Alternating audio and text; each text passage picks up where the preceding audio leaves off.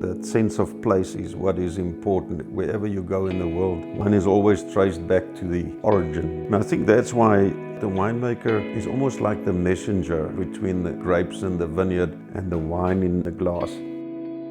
I'm Johan Malan, a winemaker at Simonsig Estate. That's been in our family since 1942.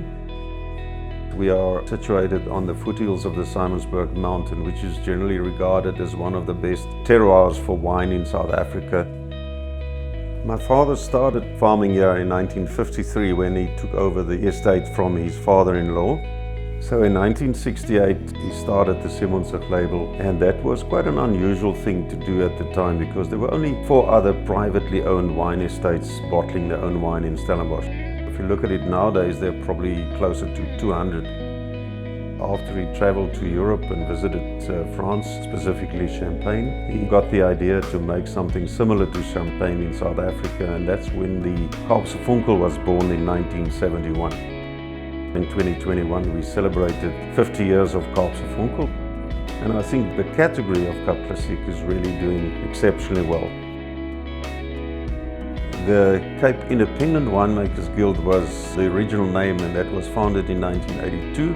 I was one of the very first new lot that were invited, so I'm not far off from being a member for 40 years. When the guild auction started, I tried a few vintages of Cabernet Reserve. Over time, it became the heirloom Shiraz. I've always used the guild auction as an opportunity to be creative. The wine that was on the auction last year was Chenin Blanc, made in a very revolutionary way, I think, by using carbonic maceration, almost the way they make Beaujolais Nouveau, not fermented on the skins, but in the skins. And I called it Didop Chenin Blanc. Chenin Blanc has always been one of our strong suits because the very first wine we released was a Simonsig Steen, and now we are 52 vintages later.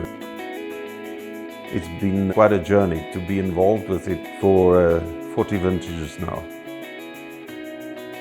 In our family business, you have a collective knowledge that accumulates over generations, over decades, and I think that's when you get to understand your terroir and your soil.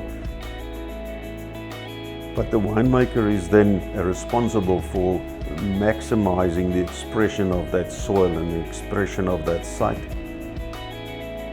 But in the end, you actually get to share it with your end consumer, and that to me is one of the greatest joys that you get out of making wine.